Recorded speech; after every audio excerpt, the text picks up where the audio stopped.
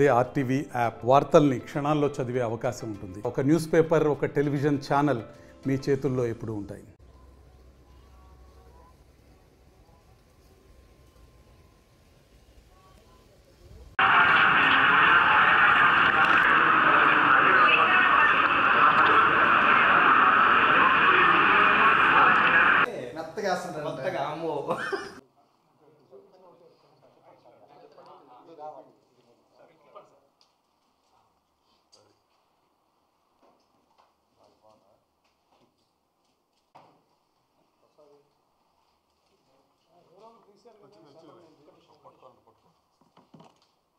సంవత్సర కాలం కూటమి ప్రభుత్వం అధికారంలోకి వచ్చిన తర్వాత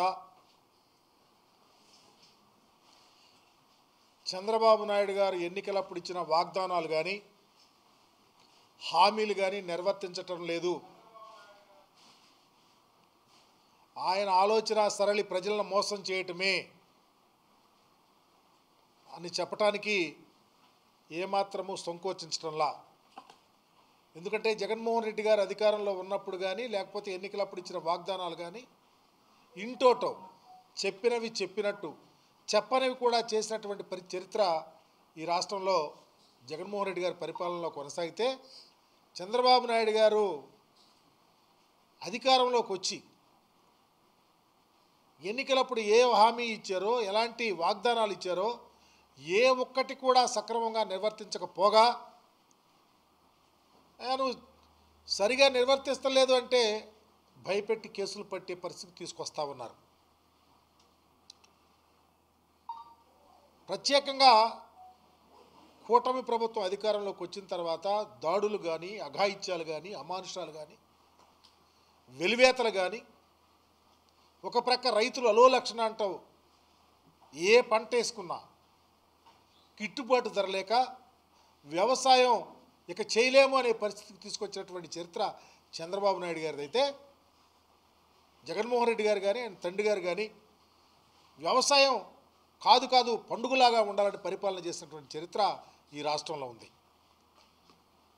ఒక వ్యవసాయమే కాదు, శాంతి భద్రతల విషయంలో కానీ, ఆరోగ్యం విషయంలో కానీ, ఎడ్యుకేషన్ విషయంలో కానీ ఈరోజు ప్రభుత్వం వెరితలు లేస్తూ ఉంది.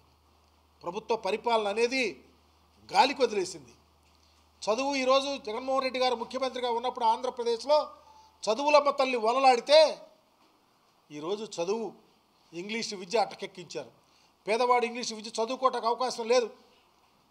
ఈరోజు పిల్లలకు సంబంధించి అమ్మఒడి కార్యక్రమాన్ని చారిత్రాత్మకంగా ఆంధ్రప్రదేశ్లో విరాజిల్లే విధంగా పేదవాడి ఇంటికి చదువుకి ఎక్కడా వెరవకూడదన్న ఆలోచనతో తల్లి అకౌంట్లో డబ్బులు వేస్తే 87 లక్షల పైగా తల్లుల అకౌంట్లో డబ్బులేసి చరిత్ర పుటల్లో లిఖించే విధంగా చేస్తే ఆ అమ్మఒడి కార్యక్రమాన్ని తల్లికి వందనమని మార్చారు.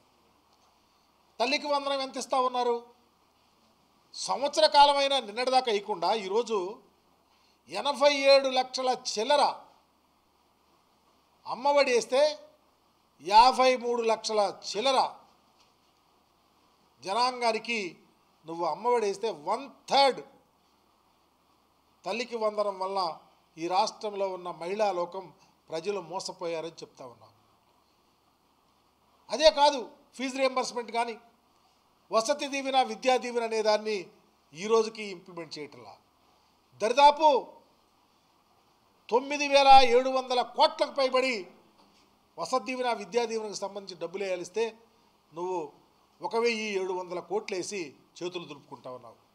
ఎక్కడ విద్యకు ప్రయారిటీ ఇస్తా ఉన్నావు అని అడుగుతా ఉన్నాం. ఆరోగ్యానికి సంబంధించి రాష్ట్ర చరిత్రలో డాక్టర్ రాజశేఖర రెడ్డి గారు ఆరోగ్యశ్రీ పెడితే జగన్మోహన్ రెడ్డి గారు ఇంకా అదనంగా అనేక రోగాలు కలిపి ఈ రాష్ట్ర చరిత్రలో పేదవాడు గుండె మీద చేసుకుని బ్రతకటానికి అవకాశం కలిగే విధంగా ఈ రాష్ట్రంలో కాదు దేశంలో ఎక్కడైనా ఏ హాస్పిటల్కైనా వెళ్ళి చూయించుకొని ధైర్యంగా వచ్చి మరలా బ్రతికే విధంగా జగన్మోహన్ రెడ్డి గారి పరిపాలన కొనసాగితే నువ్వు ఈరోజు పేదవాడు గవర్నమెంట్ హాస్పిటల్కి వెళ్ళి ఎక్కడా చూయించుకునే అవకాశం లేక ఇంటికి వచ్చి అసువులబాయే పరిస్థితిని తీసుకొచ్చినటువంటి చరిత్ర చంద్రబాబు నాయుడు గారికి ఉంది. ఒక ప్రక్క ఆరోగ్యం పోతుంది, ఒక ప్రక్క చదువు అటకెక్కింది, ఒక ప్రక్క రైతులు విలవిల్లాడుతూ ఉన్నారు, శాంతి భద్రతలు రాష్ట్రంలో శాంతి భద్రతలు అనేవి పూర్తిగా క్షీణించినాయి. కేసుల మయం. వైఎస్ఆర్ కాంగ్రెస్ పార్టీలో ఉన్న కార్యకర్త ఎవరన్నా మాట్లాడాలంటే భయం. సోషల్ మీడియా లేనిపోయిన కేసులు పెట్టినటువంటి మీరు ఈ రాష్ట్రంలో ఏ వ్యక్తి క్షేమంగా ఉన్నాడని అడుగుతా ఉన్నాం. హోమ్ మినిస్టర్ గారు, నీవు ప్రజాస్వామ్యబద్ధంగా ఈ రాష్ట్రంలో పరిపాలన చేస్తున్నటువంటి ప్రభుత్వంలో హోమ్ మినిస్టర్గా ఉన్నటువంటి నీవు జరుగుతున్నటువంటి కేసుల విషయం, ఎస్సీ ఎస్టీల మీద, బీసీల మీద, మైనారిటీల మీద, పర్టికులర్ మహిళల మీద జరుగుతున్న దాడులు, అఘాయిత్యాల మీద నోరు ఎందుకు మెతకలేకపోతా ఉన్నారని అడుగుతా ఉన్నాం. ఈరోజు చూసాం, నిన్నగాక మొన్న అనంతపురం జిల్లా వెళ్తే 13 సంవత్సరాల ఒక మైనర్ పసికూన, దళిత మైనర్ పసికూన మీద 18 మంది అఘాయిత్యం చేస్తే ఆ కుటుంబాన్ని పరామర్శకెళ్తే కేసులు పెడతాం. అదే జిల్లాలో ఇంటర్మీడియట్ చదువుతున్నటువంటి ఒక గిరిజన పాప, ఆమె మీద బహిరంగ ఆమెను చంపేస్తే కేసులు మాట్లాడరు. అదే కాదు, ఈరోజు ఈస్ట్ గోదావరి జిల్లాలో రాజమండ్రిలో బహిరంగంగా ఒక దళిత మహిళను అగౌరవపరిచి అవహేళన చేసి ఆమెను అకృత్యంగా మానవికంగా లేకుండా ఇష్టం వచ్చినట్టు బిహేవ్ చేసి ఆమె మీద దాడులు చేస్తే మీరు మాట్లాడరు. ఇదేనా మీ పరిపాలన అడుగుతా ఉన్నాం. దీనికి సమాధానం ఎవరు చెప్తారని అడుగుతా ఉన్నాం. ఉదాహరణకు చూస్తే రైతాంగం. ఉదాహరణకు ఈ రాష్ట్రంలో ఏ పంట వేసిన రైతు సుభిక్షం లేడని చెప్తూనే ఈ మధ్యకాలంలో వరి వేసుకున్న రైతు ఊరేసుకునే స్టేజ్కి వెళ్ళిపోయారు. మిర్చి వేసుకున్న రైతు ఎవరైనా పండిన పంటను అమ్ముకునే స్థితిలో లేరు. ఆ పరిస్థితి గమనించినటువంటి జగన్మోహన్ రెడ్డి గారు గుంటూరు మిర్చి యార్డుకు వెళ్తే అప్పుడు మీకు చీమ కుట్టింది.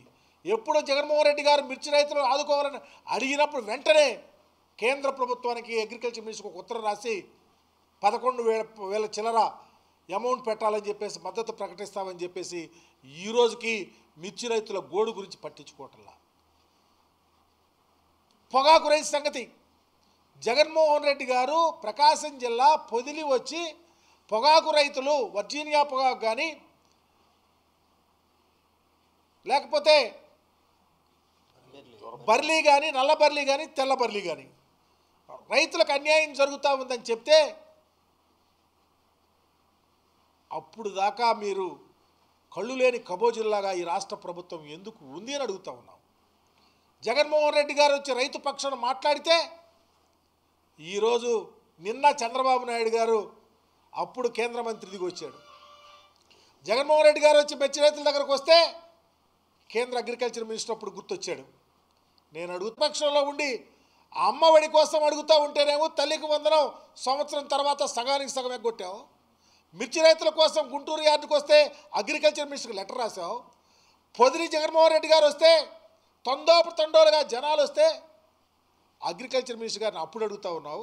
మీ పరిపాలన సౌలభ్యం కోసం ఎన్ని రకాలుగా మీరు ప్రవర్తిస్తారు, ఎందుకు ఇంతకుముందు మాట్లాడలేకపోయారు, ఎందుకు పొగాకు రైతుల కోసం వర్జీనియా పొగాకు కావచ్చు, బర్లీ పొగాకు రైతుల కోసం ప్రభుత్వమే ఆనాడు జగన్మోహన్ రెడ్డి గారు మార్కెట్ ద్వారా ఇన్వాల్వ్ చేసి కొన్నటువంటి తీరును ఎందుకు కొనలేకపోయావు. ఇప్పుడు అడుగుతా ఉన్నావు. కేంద్రం ఒక 1,500 కోట్లు ఇవ్వండి, 150 కోట్లు ఇవ్వండి, ఎవరు యార్డు వాళ్ళు ఒక దానికి సంబంధించిన బోర్డు వాళ్ళు ఒక 150 కోట్లు ఏమైనా అడుగుతా ఉన్నావు. ఏది ఏమైనా తక్షణమే ప్రభుత్వం ఇస్తుందా, కేంద్ర ప్రభుత్వం ఇస్తుందా, నువ్వు ఇస్తావా, పొగాకు రైతులను ఆదుకోవాలని డిమాండ్ చేస్తూ ఉన్నావు. ఎంత అన్యాయం అంటే పొగాకు రైతులను మా నాయకుడు వస్తూ ఉంటే మా జిల్లా పార్టీ అధ్యక్షుడైనటువంటి బూచేపల్లి శివప్రసాద్ రెడ్డి గారు లిఖితపూర్వకంగా ఎస్పీ గారికి ఉత్తరం ఇచ్చి మా నాయకులందరినీ కలిసి ఈ జిల్లాలో ఉన్నటువంటి రైతాంగము, కౌలు రైతులు, కూలి రైతులు పెళ్ళూపుకిలాగా ఒక ఉప్పెనలాగా 50-60 వేల మంది వస్తే ఎంత అన్యాయం అంటే పోలీసుల వారిని ఎదురు పెట్టుకొని రాళ్ళే ఇస్తారా? రాళ్ళేస్తున్న సంగతి, లా అండ్ ఆర్డర్ సంగతి పోలీసు వారికి తెలియదా? చివరికి ఏం చేస్తారు జగన్మోహన్ రెడ్డి గారు వెళ్ళాక మా పార్టీ వాళ్ళని, పాపం పుణ్యం తెలియని వాళ్ళు, మీరు తెలుగుదేశం పార్టీ వాళ్ళు రాళ్ళే ఇస్తే పోలీసు వారు సోద్యం వస్తూ ఉంటే వాళ్ళు వేసిన రాళ్ళు చెప్పులు పట్టుకొని ఆత్మరక్షణ చేసుకుంటే పట్టుకున్నటువంటి వాళ్ళని ఫోటో తీసి ఈరోజు జైల్లో పెడితే ఈరోజు జైలుకి వెళ్ళినటువంటి పరిస్థితి. నేను అడుగుతా ఉన్నాం, ప్రజాస్వామ్యంలో ఉన్నామా? బాబాసాహెబ్ రాసిన రాజ్యాంగాన్ని నడుపుతా ఉన్నారా? ఎట్లా దేనికి సమాధానం చెప్తారు? ఎంత అన్యాయం అయితే, ఇంత పరిపాలన అకృత్యాలతో నడుపుతూ ఉంటే అకౌంటబిలిటీ అనేది ప్రజలకు తెలియదా అని అడుగుతా. మరిన్ని వీడియోస్ కోసం ఛానల్ ని సబ్స్క్రైబ్ చేయండి. లేటెస్ట్ అప్డేట్స్ కోసం వాట్సాప్ ఛానల్ ని ఫాలో అవ్వండి. ఆ లింక్ డిస్క్రిప్షన్ లో ఉంది.